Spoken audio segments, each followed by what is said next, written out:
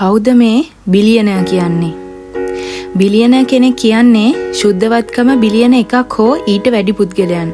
ඒ කියන්නේ තමන්ගේ ව්‍යාපාර, ආයෝජන, සමාගම් කොටස්, දේපල හා වත්කම් එකතු කළ විට වටිනාකම ඩොලර් බිලියන 1ක් හෝ ඊට වැඩි පුද්ගලයන්. ඔයා දන්නවද 2026 ෆෝබ්ස් ලිස්ටුවට අනුව ලෝකයේ බිලියනර්ස්ලා ඉන්නේ 3428යි කියලා.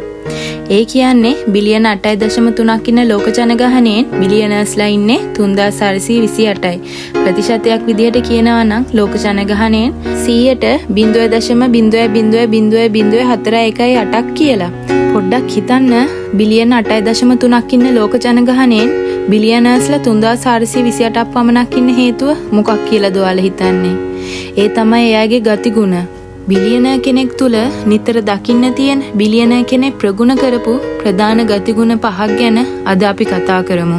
බිලියනර් කෙනෙක් සතු පළවෙනි ගුණාංගය ඩිසිප්ලින් නැත්තම් විනය. කෙටියෙන්ම විනය කියන්නේ කරන්න ඕන දේ කරන්න හිතුන වෙලාවට විතරක් කරන එක නෙමෙයි. අදාළ දේ කළ යුතු වෙලාවට හිතුණත් නැතත් කිරීම. දෙවෙනි ගුණාංගය නොපසුබට උත්සාහය. නොපසුබට උත්සාහය කියන්නේ කොපමණ බාධා පැමිණියත් කොපමණ අසාර්ථක වීම ආවත් කවුරු මොන දේ කිව්වත් විවේචනය කළත් තමන්ගේ ඉලක්කය අත් නොහැරීම.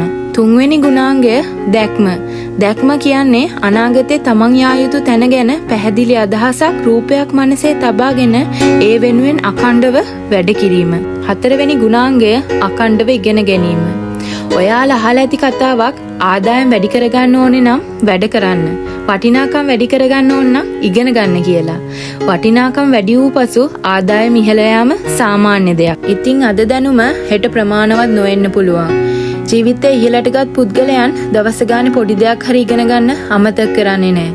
මොකද ඒ අය දන්නවා ඉගෙනීම නැත්තම් දැනුමට පුළුවන් වටිනාකම් වැඩි කරන්න විතරක් නෙමෙයි ආදායමත් වැඩි කරන්න කියලා. පස්වෙනි ගුණාංගය වටිනාකම නිර්මාණය කිරීම. සාර්ථක පුද්ගලයන් හා ව්‍යාපාර බොහෝ විට මුදල් පසුපස දුවන්නේ නැහැ. ඔවුන් මුලින්ම මිනිසුන්ට වටිනාකමක් ඇති මිනිසුන්ට ප්‍රයෝජනවත් හා ගුණාත්මක දෙයක් නිර්මාණය කිරීමට බොහෝ විට උත්සාහ කරනවා. එවිට මුදල් ඔවුන් කරා නිතින්ම ගලාගෙන පැමිණෙනවා. බිලියනර් කෙනෙක් සතුව විශාල ගති ලක්ෂණ ප්‍රමාණයක් තියෙනවා. ඒ අතරින් කිහිපයක් පමණයි මේ. වැදගත්ම දේ දන්නවද?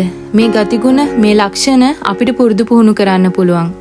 බිලියනර් කෙනෙක් මිලියනර් කෙනෙක් වෙන්න ඕන පුද්ගලයෙක් ආසයි. ඒත් අවදානම් ගන්න විනය පවත්වාගෙන යන්න කවුරුත් කැමති නෑ. එහෙම නේද? බීජයක් ගසක් වෙන්න කලින් පොළොවට අඳුරු අමිහිරි කාලයක් ගත කරනවා. ඒ අඳුරු අමිහිරි කාලයට මුහුණ දුන්නට පස්සේ එම බීජය විශාල රූස්ස ගහක් වෙනවා. තේරෙනව නේද? අභියෝග වලට මුහුණ දීලා අවදානම් අරගෙන ඉදිරියට පැමිණෙන පුද්ගලයන්ට අනාගතයේ ලස්සන දවස් එනවා. ඉතින් අභියෝග වලට මුහුණ දෙන්න අවදානම් ගන්න බය වෙන්න එපා. උත්සාහ කරන්න. අඳුරු අපහසු කාලයක් ගෙවි ගොස් ඔයාව බබලන දවස් පැමිණෙනවා.